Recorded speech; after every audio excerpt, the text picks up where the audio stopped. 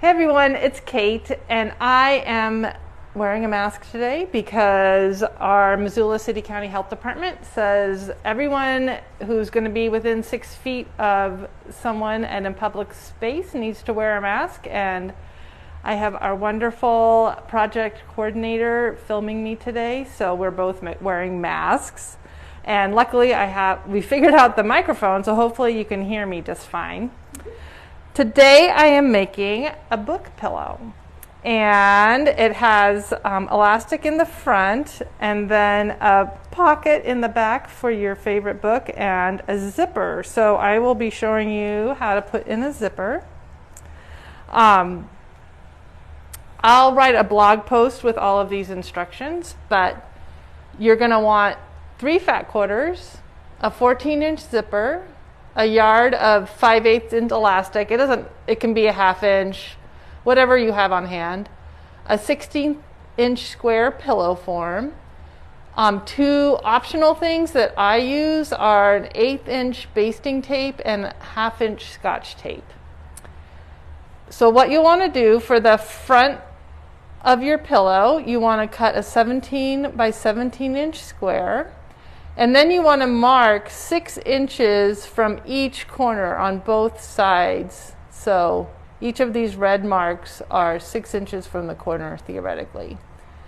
And then the pocket is 10 inches by 17 inches. And you're going to do a 1-inch hem, which I just turned it under by 1/2 inch twice and hemmed it. And then the back is 2 pieces. One is 17 inches. So they're both 17 by 9 inches. And you want to put a mark halfway along one of the 17-inch sides, and then 2.5 inches in from the edge on both sides. And then each piece of elastic, you want to cut 4 8-inch pieces of elastic. And what we're going to do is we'll prepare the back by putting in the zipper, hemming the top of the pocket, and basting the pocket to the back. Then we'll prepare the front by basting the elastics to the corners. Sew the front to the back with the zipper open, a 1/2 inch seam allowance. And we'll turn it right side out and put the pillow in, and we'll have a cute little book pillow that you can keep your book in the pocket in the back and then hold the pages open with the elastic while you're reading. So let's go over to the sewing machine.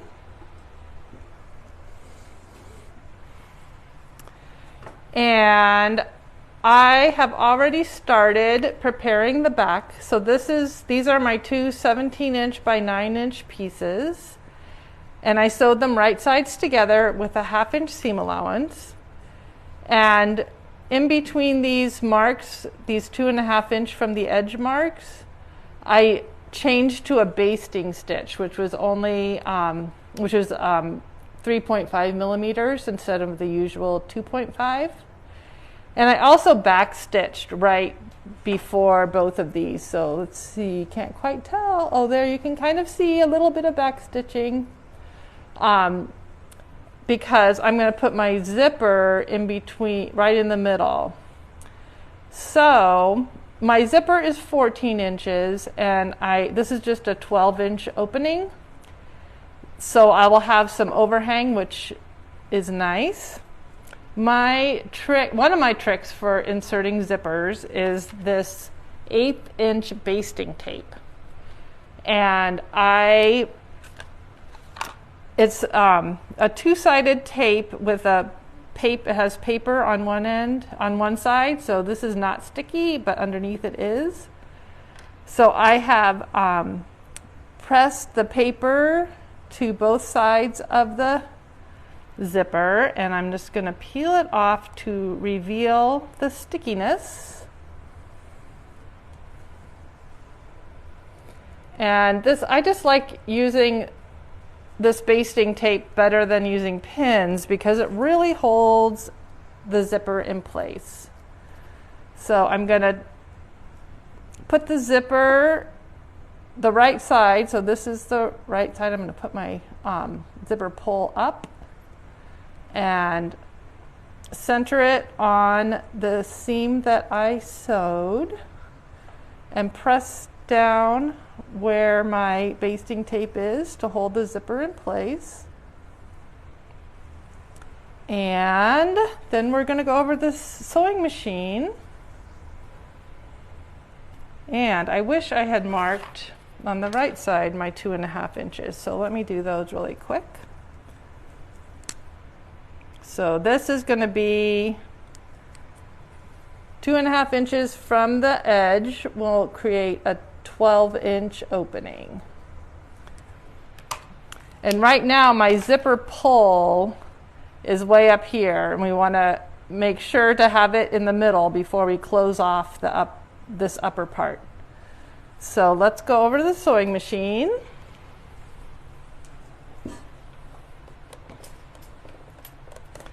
And this is the bottom of the zipper, and I can feel the little metal zipper, the stopper way down here, so I'm way out of the way of it. And I'm gonna sew across, which is gonna kind of create a new zipper stop at the bottom. And I'm just using a regular 2.5 inch seam allowance. I mean, no, not seam allowance. Oh, and I forgot to put my zipper foot on. Jeez Louise. Hoy vey. I had block of the month this morning, so I've already done a project today. That's my excuse. I was thinking last night, I got to remember to put the zipper foot on before I do the video. But luckily, I've used this foot a lot. So this, hopefully you know how to use the zipper foot on your machine. You may need to pull out the manual, but with the zipper foot on this machine, I move the needle all the way to the side so that I can be right next to the zipper. So, okay, here we go. The needle down.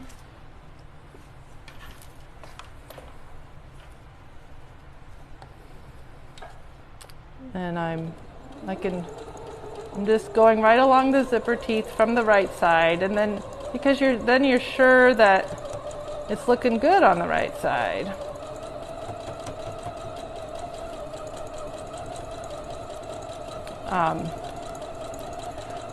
Creating this little pattern reinforced my extreme esteem for pattern makers, because patterns are hard. I mean, you think this is so simple. I'm going to lift my foot because I'm getting the pull out of the way, pushing it down, because I want to hold the zipper kind of together right there so that I can sew across the top. Let me make sure that everything is flat. Good. Yeah, so it was just, you think, oh, it's going to be 8.5 inches. Oh, I forgot to add the 1/2 inch.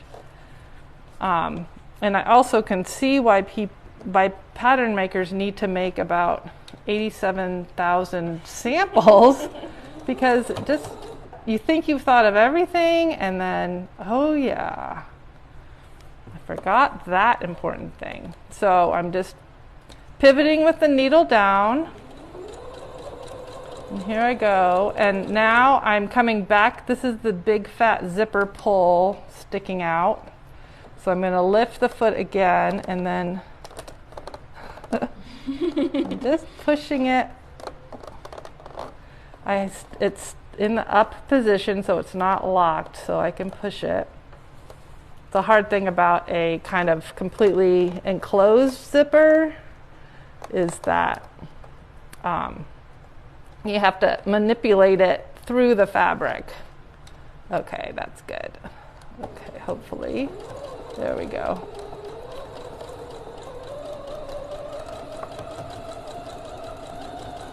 Here we go. Yeah, I'm really happy with how this came out. And you can see that 17-inch, when you're using a 16-inch pillow, it's going to be a very stuffed pillow. That's what I like. If you like a pillow that's a little bit looser, you might want to make it bigger, but then you have to do the math for the back, which I found a little bit challenging. But so there we have the zipper and seam ripper. So I've just, because I basted this with the 3.5 millimeter, it's really easy to that's so cool. Yeah, so I just ripped out the stitches quickly and boom, I have a zipper. When I have more time, I can pick out all those little threads, but zipper is in. And so this is the back and this is the pocket, and I have already hemmed it. So I just turned it under twice at about 1/2 inch. And you know, the pocket doesn't have to be a super precise size. I do like it to cover the zipper, but even if you made it a little too short and it didn't cover the zipper, it would still be cute. So now I'm just going to baste the pocket in place, and I am going to do a little pinning just so that it doesn't shift around on me. You know, my 8th grade self, when I learned to sew, would always want to skip all these basting steps because I was sure I could do everything faster if I just didn't baste, because that just seemed like sewing twice and so much work. But my more mature self understands that basting, pinning, measuring twice, cutting once, really actually cuts down on the amount of stress and mistakes. I'm going to move my needle back to the middle. There we go. And I'm going to lengthen my stitches to 3.5 because I'm just basting, and I'm using a 1/2 inch seam allowance with this project, so I'm just going to baste the pocket on at about 1/4 inch so that these basting stitches are hidden and they don't need to be removed.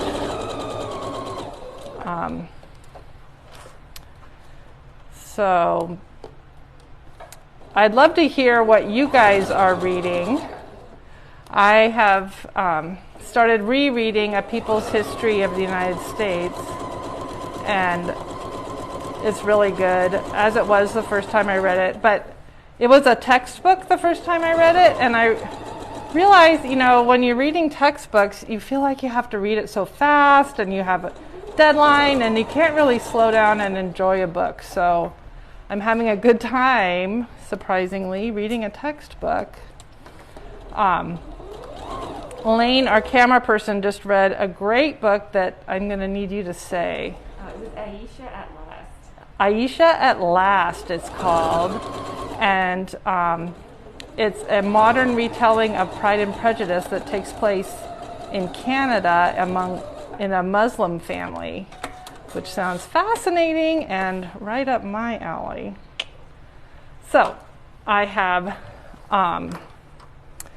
basted the pocket on, and I'm going to unzip the zipper because that's how we're going to turn it right side out. And before filming, I basted the elastics on. So these are the 8-inch elastics that I cut. And you can see right here, this is the 6-inch mark. And what I did was just made sure that the elastic wasn't stretched and also that it wasn't too loose, and basted them on at approximately 6 inches. They're all at about 5.5-ish, but I just wanted them to lay flat, and I basted them all on within the seam allowance. And so now I'm going to put the back on the front, right sides together, and I am going to pin. I learned making my sample that if you're making something with directional fabric, you really have to triple check that it's going in the right direction. That's why I selected this solid and a couple of prints that were not directional for this video, because I know that under pressure I make even more mistakes than I make not under pressure. So if you're doing this with a child, which I think it's a great kids project, I would pick a fabric, have them pick a fabric that it doesn't matter whether it's right side up or wrong. I mean, you know, like if it's just not directional, because that's just a lot more thinking and kind of takes away some of the fun. So now I have the front pinned to the back, and using my 1/2-inch seam allowance. What size stitch are you using? Oh, thank you, Lane. I'm going back down to the 2.5 because I had it on the basting stitch, and I will back stitch. And we're just going to go all the way around. I hope you guys all have safe outdoor activities you can do this summer. Here in Missoula, we have the Clark Fork of the Columbia River. Ah! Look at that. I just grabbed my... No, I just grabbed a little bit of the zipper. That's fine. The Clark Fork of the Columbia River goes right through town. And so, so we can float it on inner tubes, which is really fun. And I got a little puckering there, but we'll pretend it didn't happen. So we can float it on inner tubes. It moves slightly fast, but not scarily fast. And our seamstress Bonnie showed me a really cool place to put in where nobody else seems to know about, and so we don't have to worry about crowds either. Certainly not when you're on the river, but there are some spots that are really popular where there's a ton of people in the parking lot, and there would be some social distancing issues, but not in our secret spot. And if you live in Missoula, you can let me know, and I'll tell you where it is. Yeah, this makes it, and this time of year, the river is still pretty fast, so it only takes a little over an hour to float. And also the store is near the river, so we can just park in our little parking lot. Oh, you're going to pan? Oh, okay. So yeah, hopefully you can see that we have an awesome parking lot right near the river, and so... Okay. Well, on the other side of those trees that Lane just showed you. Okay, so I've sewn the front to the back imperfectly, but perfect enough. And I'm trimming the corners so that they will be semi-crisp. And because the zipper was open, super easy to turn it right side out.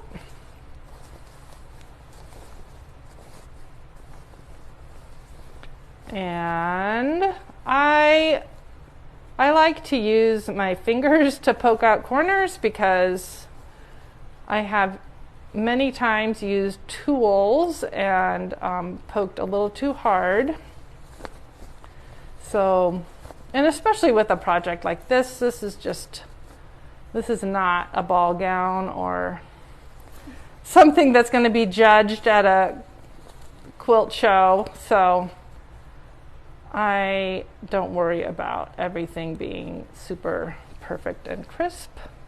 But let me show you without the pillowcase. So there's the front and the back with the hidden zipper. So cute. I know. And then, so these are we have these 16-inch pillow forms. And I'm just going to stuff my pillow in. Maybe. It's a little bit tight with the 12-inch, putting the 16-inch pillow in the 12-inch zipper, but it's not at all impossible. Even for me on camera.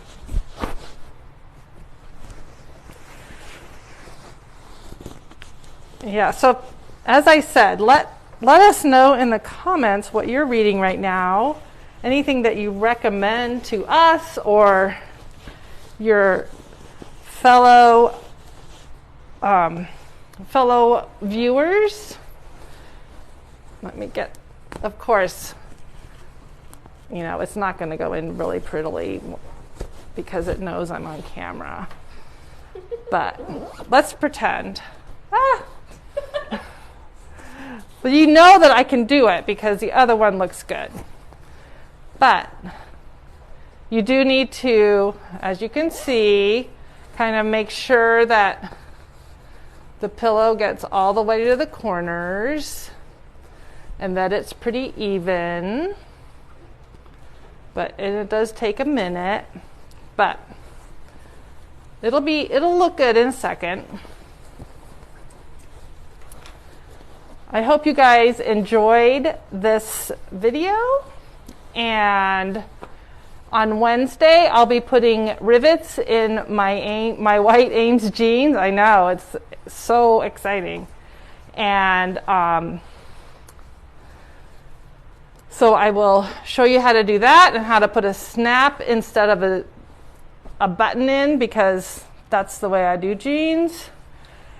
And here is our pillow. So we can hold our book in place, keep our book in the little pocket, and unzip it and wash it and make a million of them. So thanks, everybody. It was a really fun project, really easy, and I can't wait to make more. Thanks for watching, and I'll see you soon.